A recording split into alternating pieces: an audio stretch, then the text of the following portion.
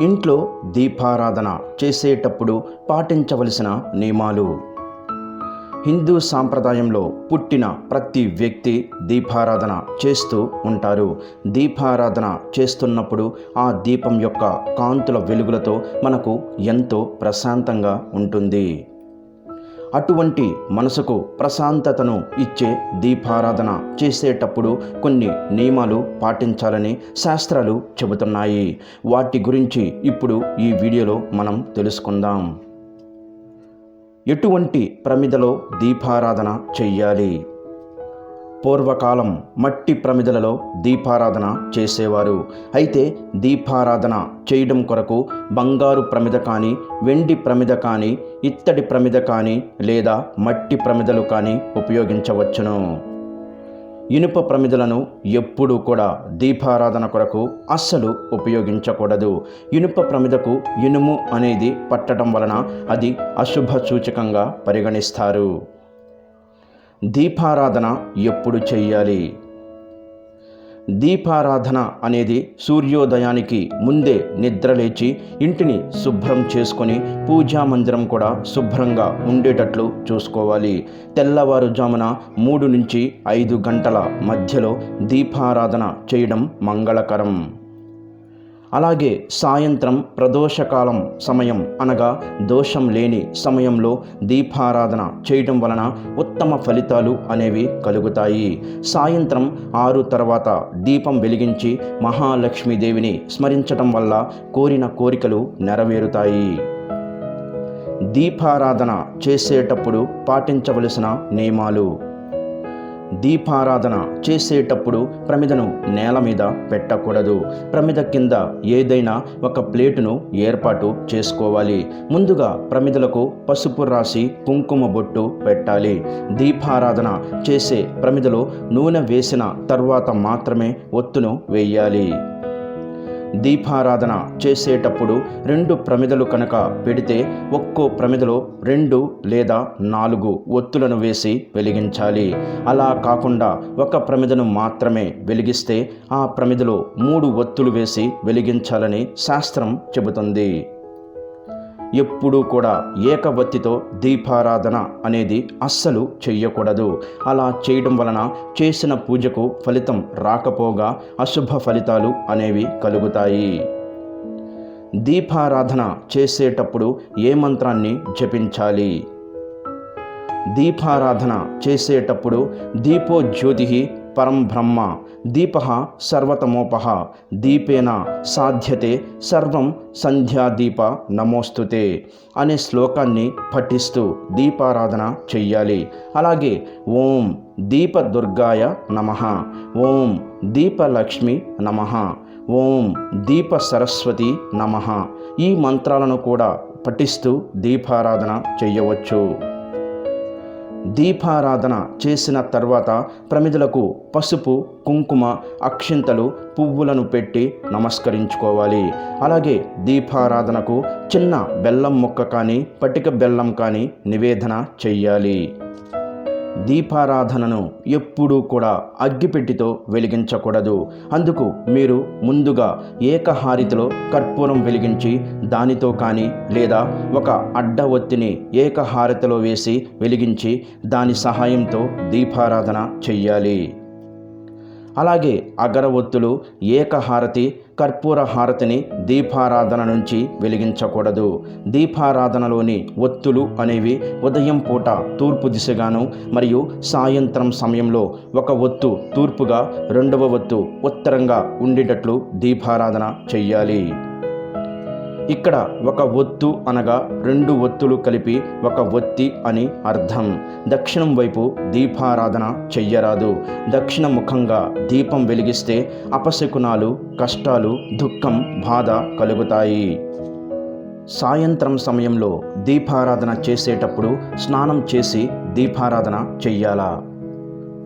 ఉదయం పూట స్నానం చేసి దీపారాధన చేసిన వారు సాయంత్రం సమయంలో కాళ్ళు, చేతులు, ముఖం కడుక్కొని దీపారాధన చెయ్యవచ్చు అని శాస్త్రం చెబుతుంది. ఒకవేళ ఉదయం పూట దీపారాధన చెయ్యని వారు సాయంత్రం సమయంలో తప్పకుండా స్నానం చేసి దీపారాధన చెయ్యాలి. మాంసాహారం తినేవారు తలస్నానం చేసి దీపారాధన చెయ్యవచ్చా? మాంసాహారం తినేవారు ప్రతిసారి తలంటు స్నానం చేయవలసిన అవసరం లేదు. ఎందుకంటే చాలామంది ప్రతి నిత్యం దీపారాధన చేస్తూ ఉంటారు. అలా ప్రతిరోజు తలస్నానం చేస్తూ దీపారాధన చేయడం వల్ల ఆరోగ్య సమస్యలు అనేవి వస్తాయి. అందువలన మాంసాహారం తినేవారు మామూలు స్నానం చేసి దీపారాధన చేస్తే సరిపోతుంది. ఉదయం పూట సూర్య నమస్కారం చేయడం వలన అనారోగ్య సమస్యలు అనేవి తొలగిపోతాయి. అంతేకాకుండా ఆదివారం నాడు సూర్యుడికి ఇష్టమైన గోధుమ రవ్వతో చేసిన పాయసాన్ని సూర్యుడికి నివేదన చేస్తే అద్భుతమైన ఫలితాలు కలుగుతాయని వాస్తు పండితులు చెబుతున్నారు. ప్రతిరోజు ఇంట్లో శివలింగానికి అభిషేకం చేయడం వలన కూడా అద్భుతమైన ఫలితాలు కలుగుతాయి. శివుడిని అభిషేక ప్రియుడు అని పిలుస్తారు. అటువంటి శివయ్యకు నీటితో అభిషేకం చేసినా కూడా శివయ్య అనుగ్రహం కలుగుతుంది. వినాయకుడికి ఇష్టమైనవి కుడుములు. చవితి రోజు కానీ లేదా బుధవారం నాడు వచ్చిన చవితి రోజున కానీ వినాయకుడికి కుడుములు నైవేద్యంగా పెట్టి గడ్డి పరకలతో గణేశుడిని పూజిస్తే మీ కోరికలు తప్పక నెరవేరుతాయి. స్త్రీలు అమ్మవారికి పూజ అనేది సౌభాగ్యం కొరకు చేస్తారు. అటువంటి అమ్మవారికి అత్యంత ప్రీతిపాత్రమైనది కుంకుమ. అమ్మవారిని కుంకుమతో అర్చించి అభిషేకం చేయటం వలన స్త్రీలకు సౌభాగ్యం కలుగుతుంది. ముఖ్యంగా శ్రావణ మాసంలో వరలక్ష్మీదేవి యొక్క రూపును పూజా మందిరంలో పెట్టుకొని కుంకుమతో అర్చించడం వలన అమ్మవారి అనుగ్రహం వల్ల స్త్రీలకు అత్యంత శుభ ఫలితాలు కలుగుతాయి. ఉదయం పూట చేసిన ప్రమిదలో సాయంత్రం పూట దీపారాధన చెయ్యవచ్చా?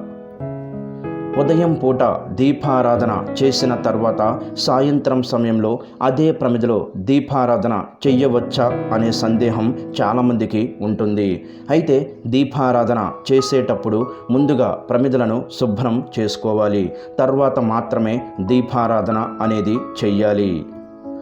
ప్రమిదలు కానీ కుందులు కానీ జిడ్డుగా ఉండకూడదు. ఉదయం చేసిన ప్రమిదలో సాయంత్రం సమయంలో కూడా దీపారాధన చెయ్యవచ్చు. అలాగే ఉదయం చేసిన ప్రమిదలో మరుసటి రోజు దీపారాధన అస్సలు చెయ్యకూడదు. దీపారాధన చేసిన తర్వాత దీపాన్ని నోటితో అస్సలు ఆర్పరాదు. ఒక దీపపు కుందితో ఇంకొక దీపాన్ని వెలిగించకూడదు. ఎటువంటి దేవుని ఫోటోలు ఇంటిలో ఉండరాదు. పగిలిపోయిన లేదా విరిగిపోయిన దేవుని ఫోటోలు అనేవి ఇంటిలో అస్సలు ఉండకూడదు. అలాగే పూజ గది విడిగా లేని వారి ఇంట్లో పంచముఖ ఆంజనేయ స్వామి ఫోటో ఉండకూడదు. సూర్య భగవానుడి యొక్క ఫోటో కూడా ఇంట్లో ఉండకూడదు. ఎందుకంటే మనకు ప్రతి నిత్యం కనిపించే భగవంతుడు సూర్యుడు. ఆయన మనకి ప్రత్యక్షంగా కనిపించినప్పుడు సూర్య భగవానుడి యొక్క ఫోటోను ఇంట్లో పెట్టకూడదు. అలాగే లక్ష్మీదేవి నిల్చొని ఉన్న ఫోటో కానీ విగ్రహం కానీ ఇంట్లో ఉండకూడదు. కృష్ణుడు ఒక్కడే నిలబడి వేణువు ఊదుతున్న ఫోటో కానీ లేదా విగ్రహం కానీ ఇంట్లో ఉండరాదు. శివలింగం కనుక మీ ఇంట్లో ఉంటే ప్రతి నిత్యం శివుడికి నీటితో తప్పకుండా అభిషేకం చెయ్యాలి. అలా అయితేనే శివలింగాన్ని ఇంట్లో ఉంచవలెను. అందులోనూ బొటన వేలు కంటే పెద్దగా ఉన్న శివలింగాన్ని ఇంట్లో అస్సలు ఉంచకూడదు. అలాగే ధ్యానం చేస్తున్న ఈశ్వరుడు ఫోటో కానీ ధ్యానం చేస్తున్న హనుమతుడి ఫోటో కానీ ఇంట్లో ఉండరాదు. ఇంట్లో పూజా మందిరం ఏ దిక్కున ఉండాలి? ఇంట్లోని పూజా మందిరం అనేది ఈశాన్య భాగంలో ఉండాలి. ఎందుకంటే ఈశ్వరుడు ఈశాన్య భాగంలోనే ఉంటాడు. అలాగే పూజ చేసేటప్పుడు తూర్పు దిక్కు కానీ లేదా ఉత్తర దిక్కు కానీ ముఖం ఉండేటట్లుగా పూజ చెయ్యవలెను. పూజ చేసిన తర్వాత కొంత సమయం వరకు పూజా మందిరం లేదా పూజ గది దగ్గరకు ఎవ్వరూ వెళ్ళకూడదు. పూజలో దేవుడికి నివేదన చేసిన ప్రసాదాన్ని పారవేయకూడదు. ఇంటిలోని కుటుంబ సభ్యులందరూ తప్పకుండా స్వీకరించాలి. ఏ రోజు ఏ దేవుడిని పూజించాలి?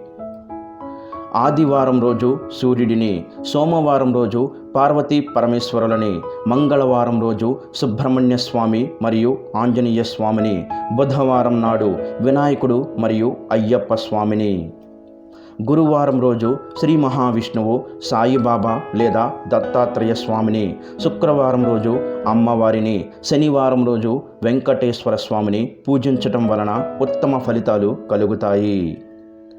పూజ చేసేటప్పుడు పాటించే కొన్ని నియమాలు.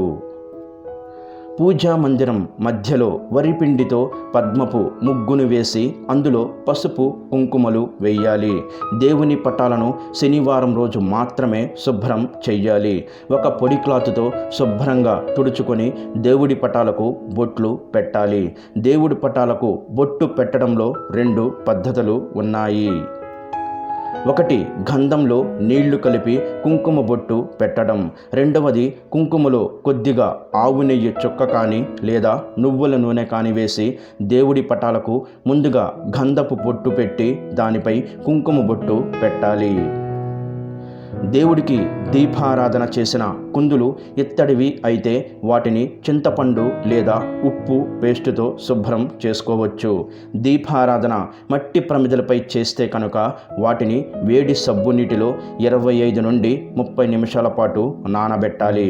తరువాత స్క్రబ్బర్తో వాటిని శుభ్రంగా కడగాలి. రాగి పాత్రలను కూడా చింతపండు గుజ్జుతో శుభ్రం చేసుకోవచ్చు. వివిధ రకాల ఒత్తులతో దీపారాధన చేస్తే కలిగే లాభాలు. దీపారాధనకు తామర కాడతో చేసిన ఒత్తులు వెలిగిస్తే పూర్వజన్మ పాపాలు తొలగిపోయి సంతోషంగా జీవిస్తారని పండితులు చెబుతున్నారు. అలాగే జిల్లేడు కాయ నుంచి వచ్చిన దూదితో ఒత్తి చేసి దీపారాధన వెలిగిస్తే ఈతి బాధలు తొలగుతాయని ప్రతీతి. సాధారణంగా దీపారాధనకి ఎక్కువ మంది ఉపయోగించేవి దూదితో చేసిన ఒత్తులు. దూదిని పేని ఈ ఒత్తులను తయారు చేస్తారు. వీటితో దీపారాధన చేయటం వల్ల అదృష్టం కలిసి వస్తుందంటారు. పార్వతీదేవిని ప్రసన్నం చేసుకోవాలంటే పసుపు వస్త్రంతో చేసిన ఒత్తులు మంచివి. వివాహ జీవితం సాఫీగా సాగాలని పిల్లల సంక్షేమం కోసం ప్రార్థించేవాళ్ళు ఎర్రని వస్త్రంతో దీపారాధన చెయ్యాలి. దీనివల్ల దంపతుల మధ్య అవగాహన పెరిగి వివాహ జీవితం ఆప్యాయత అనురాగాలతో కొనసాగుతుందని పండితులు అంటున్నారు. దేవతల ప్రకారం దీపారాధనకు ఏ నూనెను ఉపయోగించాలి? దీపారాధనలో ఆవు నెయ్యి శ్రీ మహాలక్ష్మికి, నువ్వుల నూనె శ్రీ మహావిష్ణువు మరియు సుబ్రహ్మణ్య స్వామికి, కొబ్బరి నూనె శ్రీ మహాగణపతికి ముఖ్యమని చెబుతుంటారు.